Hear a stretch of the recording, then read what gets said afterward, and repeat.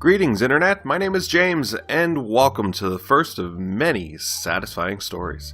I track down only the tastiest of stories that I can find about bad people doing horrible things. Today, we're diving into one of my all-time favorite categories, entitled parent stories. We have our happy little clouds dancing in the background, so I think it's time. Let's go!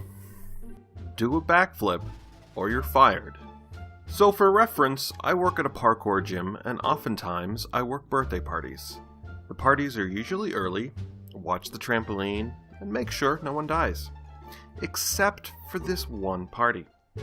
For the birthday party, a customer can choose what they want to have at the party. For example, if they want a bouncy castle or a parkour setup, or, specifically for this one, a trampoline demo. So the party's going around, nothing bad. No one hurt, no flip fails, and everyone is having a good time. The mother of the kid was happy, but throughout the whole thing, she was a bit rude.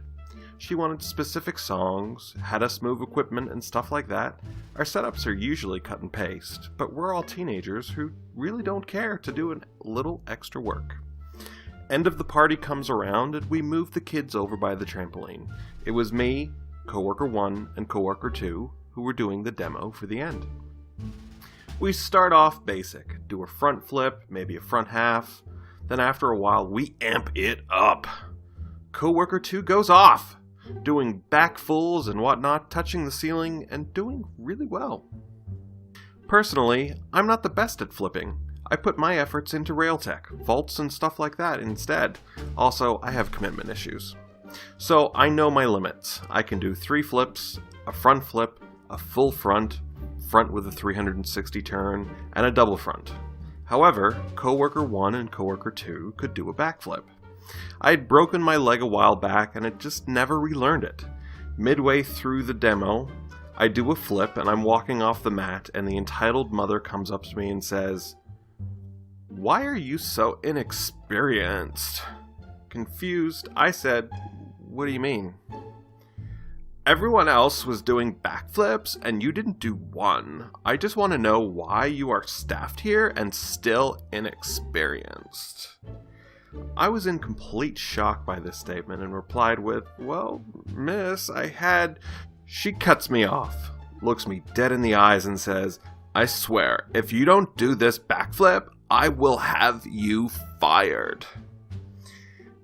I, however, do not do the flip, as I was not confident that I could do it. I wasn't going to risk my safety for this woman. Nothing ever came of this afterwards, and really, this was just a woman who thought she was in charge because she paid. Okay, folks, here's my stance on this. When you book a birthday party at any facility, you are paying someone to provide the space and the entertainment for a couple hours so you don't have to have a bunch of kids running around your house breaking things.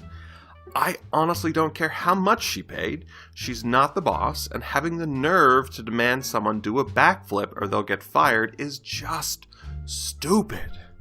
I seriously doubt that this entitled mother could even do a simple trick on the trampoline, let alone a backflip. OP, I'm real sorry that you had to deal with that. Entitled parent wants to know what I'm doing in my own home, then demands I stop so I can do an errand for her in the morning. Quick summary. Crazy Pants was my incredibly nosy and entitled neighbor with 2 adult children who were spoiled and greedy. This woman seriously believed she was in charge of everyone in my street. A little background for this. Years ago, I moved back home to help my mom look after my dad as she was struggling. My dad has multiple conditions, angina, diabetes, and arthritis amongst them. Then sadly, my mom passed away. So Dad was completely on his own. My dad could fill a subreddit all on his own with stories as he has a foul mouth and is known for being a complete jerk to people who annoy him. You'll see this later. But he can't get around like he used to, and relies on me to keep him out of trouble and keep things ticking. Thankfully, because of my job is from home, I can look after him. Now, sometimes the people I work for are based in other countries, so when I talk to them online, it can be late at night or early in the morning because of the time difference. Crazy Pants' children do not live with her. The daughter does not work while the son owns some of the property near us and rents it out. They are very well off, having both married into money. Meanwhile, I don't get a lot of free time because I work. I'm a carer for the grumpiest yet somehow lovable git on the planet, and I have my own chronic illness on top. Now to the main story. I had just been talking with a client. It was about 2 a.m. in the morning and I was downstairs. The living room light of course was on because I'm not an owl. I was typing up something when there was a banging on the door. I was worried as we'd in the past drunks at the door mistaking our house for some friend's place, and you never know what they might do. I open it carefully and there's Crazy Pants. "Excuse me, why are you awake?" "Sorry?" "I want to know why you're awake." Did we wake you or something?" No noise had been made, and there was no way Crazy Pants would have seen our light on without leaving the house. In fact, she would often step out and do a late-night inspection of the street, like she was looking for contraband. "I don't think you should be up this late. Why are you up?" "I don't think it's any of your business. But since you asked so sweetly, I am working." "But it's 2 a.m. And it is my home." Are we now just pointing out random facts? Because this game is boring me. "You should be asleep." And yet, here you are wide awake. Isn't it a miracle? We should form a club. "I am supposed to be going to the hairdresser's at 10 a.m. and I don't want you too tired." Now this has me super confused and I don't know how to respond for a few moments. "Excuse me, what does your hair appointment have to do with me?" "Well, I was going to get you to drive me to it. Entitled daughter and entitled son have important things to do, and you already do a lot for that very rude man. The least you can do as a neighbor is give me a lift." "What the? Are you completely off your rocker?" "What's the problem? You do stuff for your father all the time." I would also like to point out, I don't drive, let alone own a car. And even if I was up for letting you sit on the handlebars of my bike, why would I take you to the hairdresser's? You have a daughter and a son with multiple fancy cars. Get one of them to take you, or get a taxi and stop bothering me over what I do in my own home. But they work. Like heck they do. I can't bother them. You're home all day. I work from home. Like I was doing before you banged on the door. Now please, go away. It was at this point I discovered my dad had been woken up and was now leaning out of the bedroom window, listening to the whole thing. "Crazy Pants! Why don't you mind your own forkin' business and get out of here?" Crazy Pants scurries away at the sight of my grumpy dad's man nipples, and I go back inside. The next day, the daughter arrived to take Mother Dearest to the hairdresser. I was coming out to walk the dog and got death stares from both of them. It was at this point my dad opened the living room window and shouted at Crazy Pants, "And get your forkin' mustache waxed!" Thanks for making it less awkward, Dad. It really sounds like you got a champ of a dad there, OP. I've always wanted to do something along the lines of, "Oh, are we listing random things now?" to when I have to deal with my own Crazy Pants. This was a real good one. I really liked it. I bet the look on her face when she saw those grumpy man nipples were priceless. So satisfying. Entitled parent tries to bully a platoon of infantrymen in DC on the 4th of July. Learns the errors of her ways. Backstory. I joined the Army right out of high school. During basic training, I volunteered for a unit within the Army known as the Old Guard. The Old Guard is responsible for ceremonies in the DC area and funerals in the Arlington National Cemetery, amongst other duties.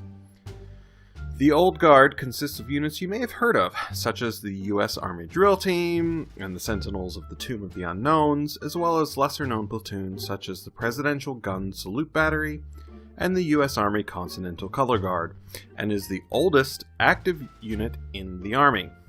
I say this to emphasize that the Old Guard isn't some unheard-of rifle company from BFE. It's a fairly big deal in the Army and in DC area in general. Story time. So no shirt, there we were.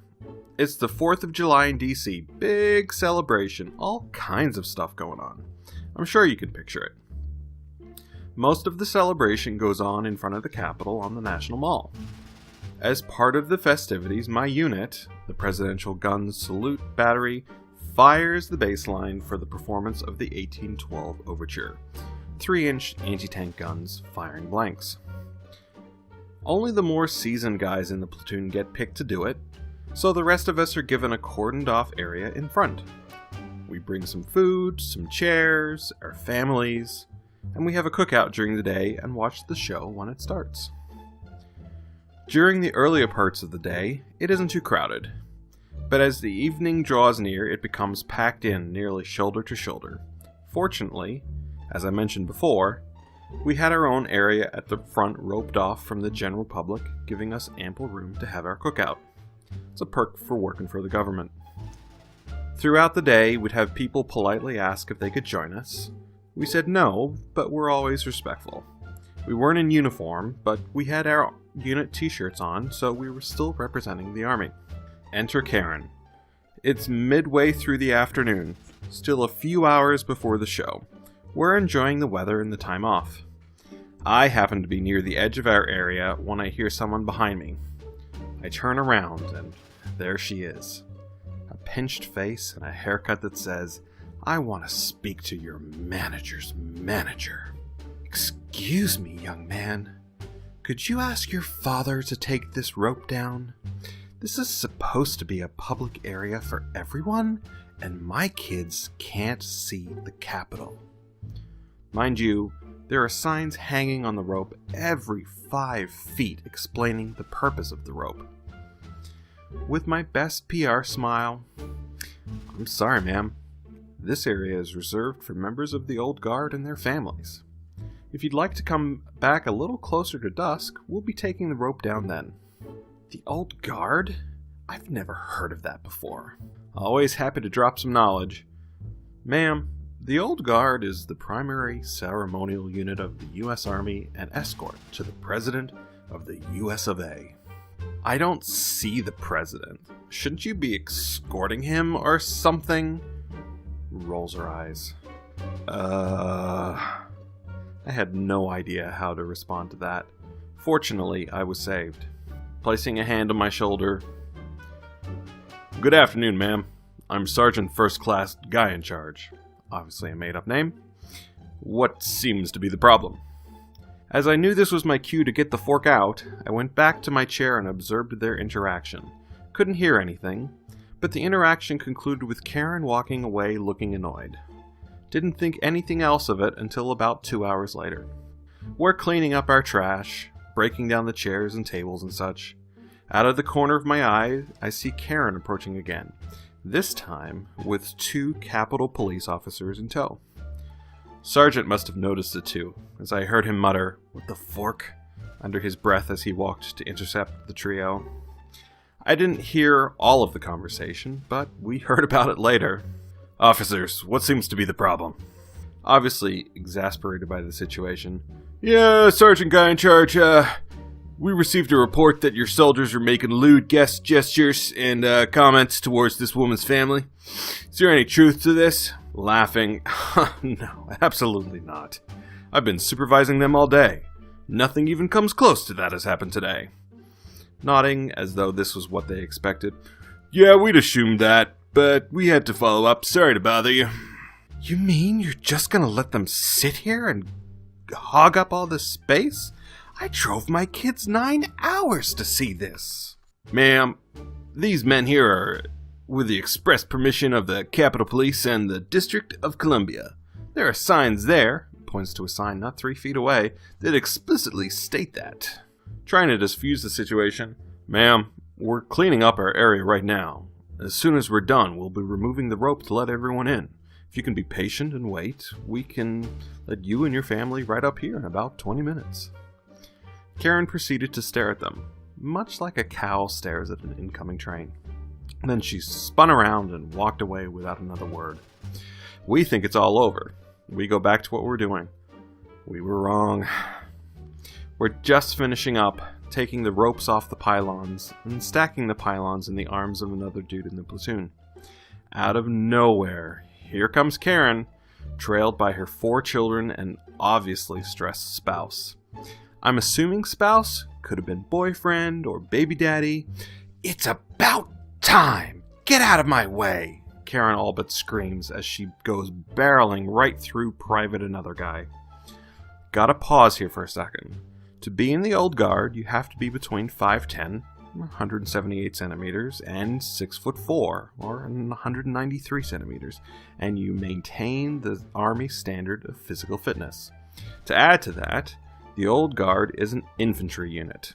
And if you aren't aware, infantry are generally the frontline soldiers in combat, and were trained just for that. So, suffice to say, none of us were small nor weak. Karen was probably around 180-ish, so when I say she barreled through this dude, I mean it. She put some force into it. Another guy goes sprawling to the ground. Steel pylons fly in every direction. A couple hit him in the face, chipped a tooth, and split his eyebrow open. One pylon bounces off the ground and hits one of Karen's forkin' kids in the leg. The kid, probably 12 or 13, starts wailing like he'd lost a limb. As we're helping another guy to his feet, Karen is losing every last ounce of her shirt. Red-faced, screaming about how she's going to sue us for assault, how we probably aren't even real soldiers, how we've ruined her vacation, blah blah blah. At this point, the sergeant is done with her. If Karen thought she was being loud, she quickly learned there were few things louder than a pissed-off senior NCO. With a single word, he quieted everyone within 50 feet of us. "Stop! That is enough! You have been harassing me and my soldiers all afternoon. We have tried to be nice. We have tried to be respectful. You have been nothing but rude.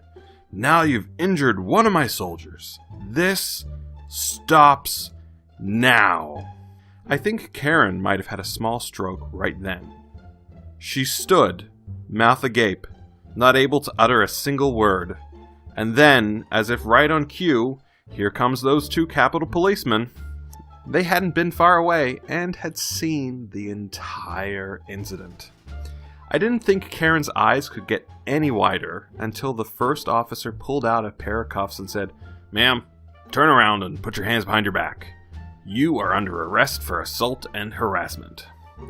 She tried every excuse she could think of, but the cops were having exactly none of her shirt. They talked to another guy. He wanted to press charges, so they carted her off. I don't know what the father did with the kids. They disappeared when the cops took Karen. Come to find out after another guy comes back from the court hearing. Karen had been carrying 3 bottles of pills that weren't hers and 2 stolen credit cards when the cops searched her. No idea what kind of time she got, but it wasn't enough. After all was said and done, we watched the 1812 overture and laughed about Karen for weeks afterwards. Another guy was fine, a chipped tooth and a little bruising. Nothing major, fortunately. Moral of the story? Read the signs and don't fork with the infantry. So, there you have it, folks. 3 stories about 3 painfully horrible people. If you made it this far, I want to thank you for watching.